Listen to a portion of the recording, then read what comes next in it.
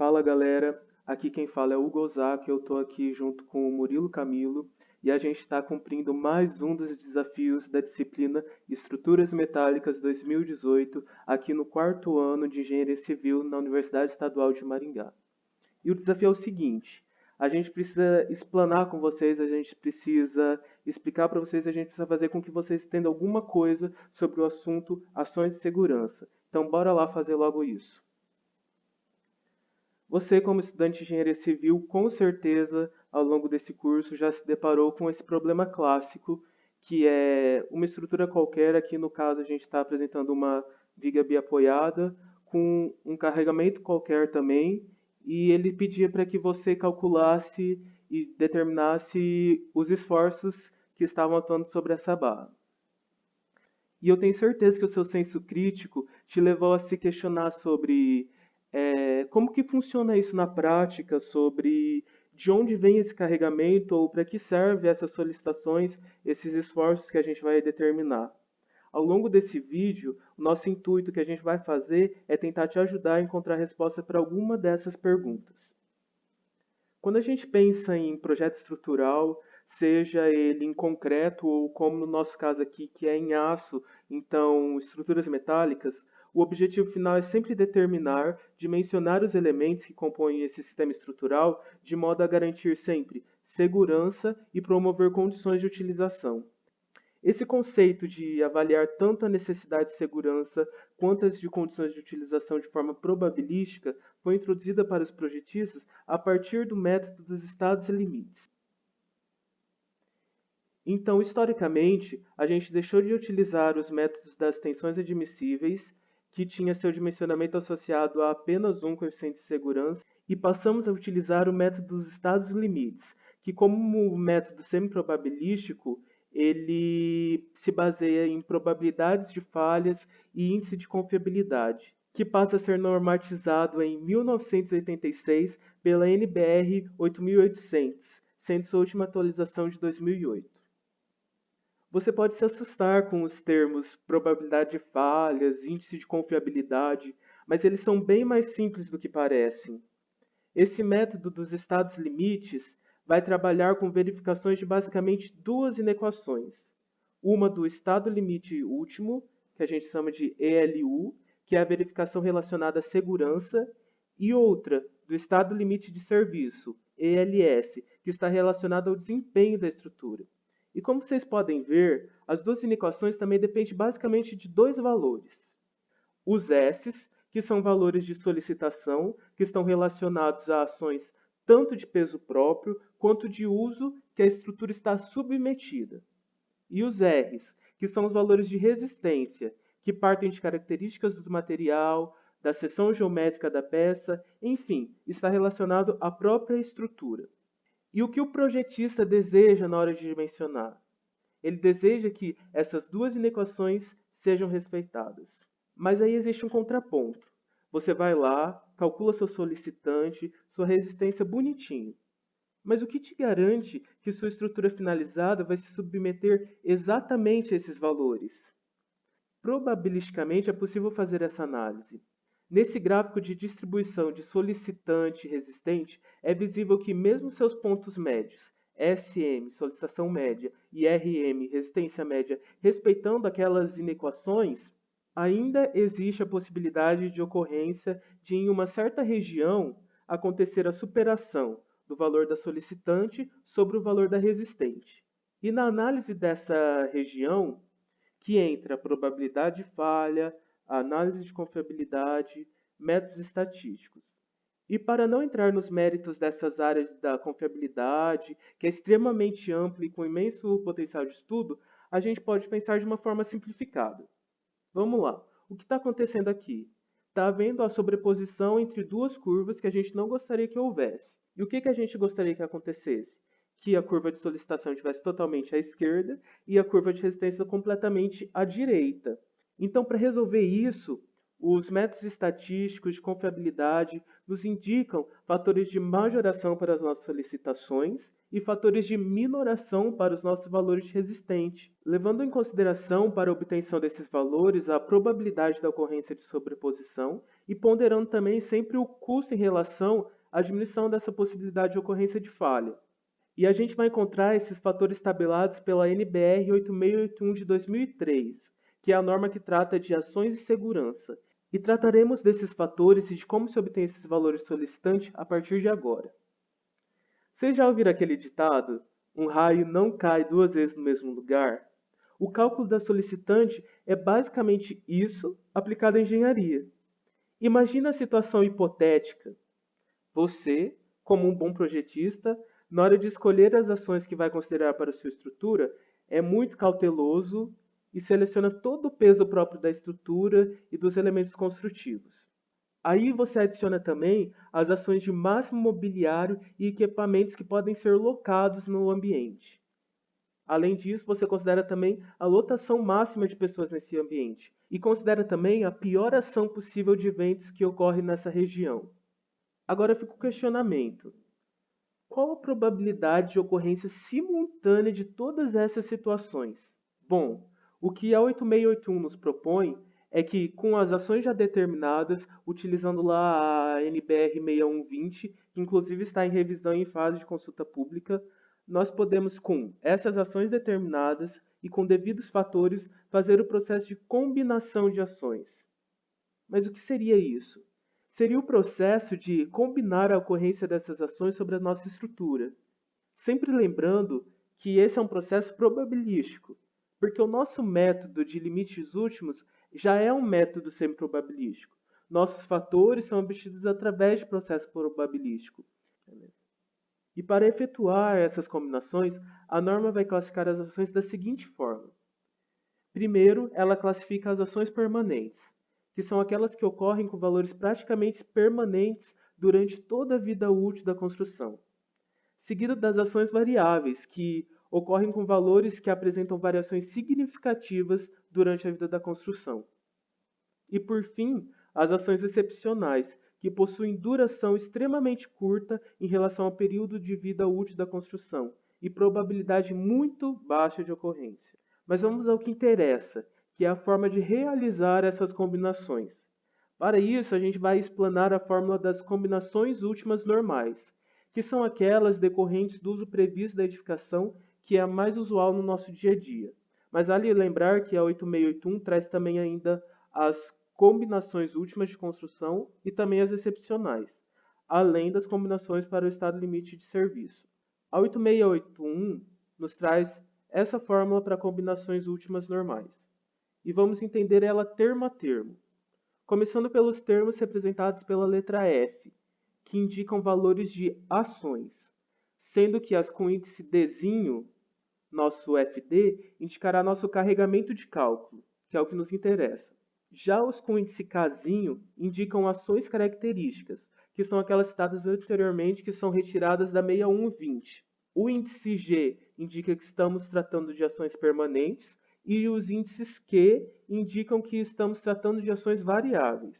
Os valores representados pela letra grega gama são os valores de ponderação da carga para carregamentos permanentes e também para os carregamentos variáveis, obtidos através dessas tabelas que são extraídas da 8681. Temos ainda os valores de π0, que são os fatores de ponderação que vão minorar o carregamento quando estiverem na posição de cargas secundárias na nossa combinação.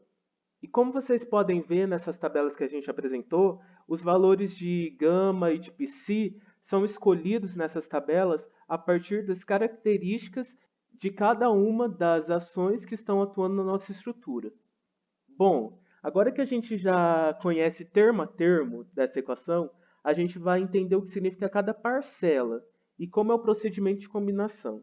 A primeira parcela da equação está relacionada às ações permanentes. Faz-se então o somatório dessas ações multiplicadas pelos seus respectivos fatores de ponderação, que são os γ(g). No processo de combinação, essa parcela da equação se mantém sempre. Basta pensar que os carregamentos permanentes sempre estarão agindo sobre a estrutura. A segunda parcela da equação trata da ação variável principal multiplicada por seu respectivo fator de ponderação, que irá fazer a sua majoração. E a terceira parcela da equação contempla a somatória das ações variáveis secundárias, multiplicada pelos seus respectivos fatores de ponderação γ-q, que irá majorá-lo, mas também pelo seu fator de ponderação ψ0, que irá minorá-lo por estar numa posição de carga secundária.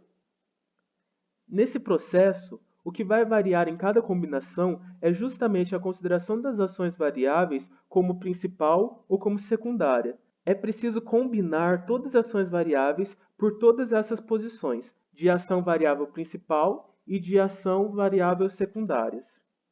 Fazendo essas combinações, chegaremos ao valor de carregamento de cálculo, que será o maior valor de FD obtido entre as combinações. E esse valor significará para nós a combinação de ação que leva à pior situação de carregamento. Com esse valor obtido, basta que a gente continue o processo de dimensionamento, calculando os esforços solicitantes que nos interessam para cada elemento com o carregamento obtido e, posteriormente, as resistentes de nossa estrutura e as devidas verificações que são também normatizadas.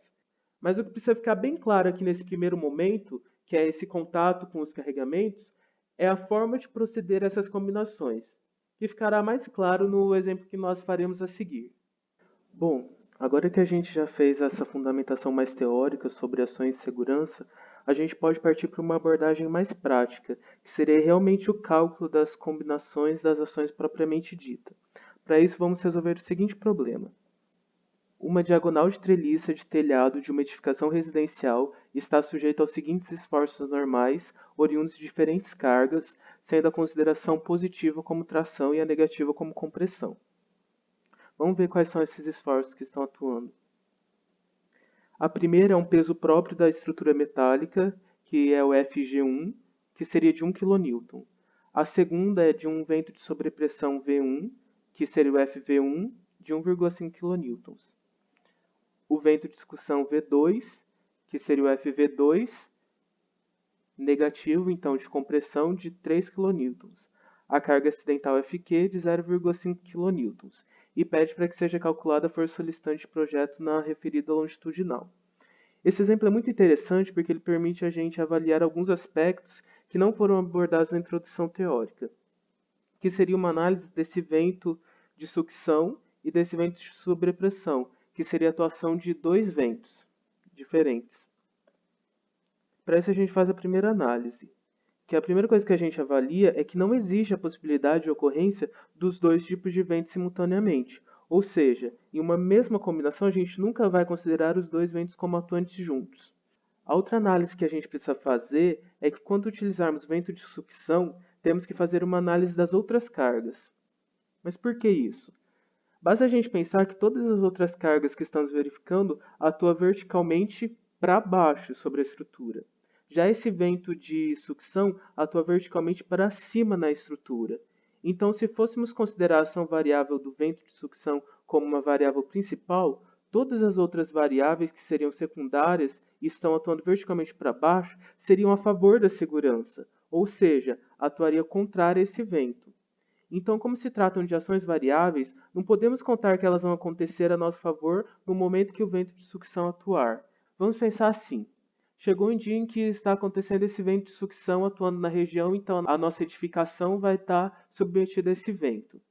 A gente pode considerar que, por exemplo, vai existir 100 pessoas em um determinado pavimento fazendo uma ação vertical, uma carga acidental variável para baixo, sendo contrário a esse vento de sucção que está tentando erguer a nossa edificação? A gente não pode contar com isso. Então, o que a gente faz? A gente despreza todas as outras cargas variáveis que serão contrárias a esse vento, ou seja, a favor da segurança, e considera só esse vento de sucção. Perceba que também a gente vai ter o peso próprio da edificação atuando contrária a esse vento, ou seja, também a favor da segurança. Entretanto, a gente não pode remover esse peso próprio. Esse peso próprio nunca deixa de atuar sobre a nossa edificação. Então, a gente considera ele, só que sem o fator de majoração. Dito isso, a gente pode ir às combinações. Combinação número 1. Nessa primeira combinação, a gente considerou o vento de sobrepressão como ação variável principal e a carga acidental como secundária. Então perceba que a carga de vento, que é 1,5, vem acompanhada apenas do coeficiente gama, e a carga 0,5, que refere-se à carga acidental, vem acompanhada do coeficiente gama, mas também do coeficiente psi. E além, claro, da ação permanente, que também vem multiplicado por seu respectivo coeficiente gama. Mas vamos buscar nas tabelas esses valores de coeficientes para entendermos o processo. Na tabela de coeficiente gama, para ações permanentes, encontramos a linha das combinações normais, lembrando que a gente está fazendo a consideração dessa combinação última normal, e das ações de peso próprio de estruturas metálicas, que seria a coluna 1, linha 1, a gente vai encontrar o quê? O 1,25, que foi o coeficiente que a gente utilizou junto com o peso permanente. Logo após, nós temos o 1,4 como coeficiente gama da ação variável principal. Então, na tabela dos gamas de ação variável, a gente encontra, ainda nas combinações normais, a ação do vento, e encontra 1,4 que foi utilizado. Agora, para a ação secundária variável, a gente utilizou 1,5, que na tabela se encontra nas ações de uso e ocupação normais 1,5. E ainda nas ações variáveis secundárias, existe a atuação do coeficiente psi, que a gente encontra na tabela de psi. Então, na tabela do psi, a gente vai nas ações variáveis de uso e ocupação, que seria a carga acidental, e ao local que mais se aproxima a um uso residencial, encontrando psi de 0,5. O resultado dessa equação nos determina o valor da primeira combinação de 3,73 kN. A segunda combinação é aquela que foi discutida inicialmente do vento de sucção. Então, nela entram apenas os valores das ações permanentes e da própria ação variável do vento de sucção como uma ação variável principal. Lembrando que, para esse caso, não majoramos o valor do peso próprio. E a norma vai indicar essa questão também nas tabelas. Perceba que cada valor da tabela vem acompanhado de outro valor abaixo entre parênteses. Os valores superiores são utilizados quando a carga em questão for desfavorável, ou seja, contrária à segurança. Já o valor entre parênteses é para quando a carga atua favoravelmente à segurança, como no caso da combinação de vento e sucção. E para a nossa segunda combinação, encontramos também o valor de gama para a ação principal de vento de sucção, que seria de 1,4. Perceba que nessa tabela de coeficientes de ponderação para ação variável não existem aqueles valores abaixo entre parênteses. Isso porque as cargas acidentais nunca serão levadas em consideração como favoráveis à segurança.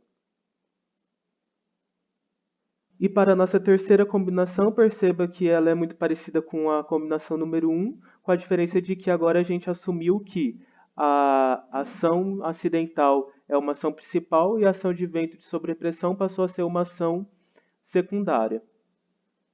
E encontramos os coeficientes da mesma forma. O coeficiente para a carga permanente de peso próprio de estrutura metálica de 1,25.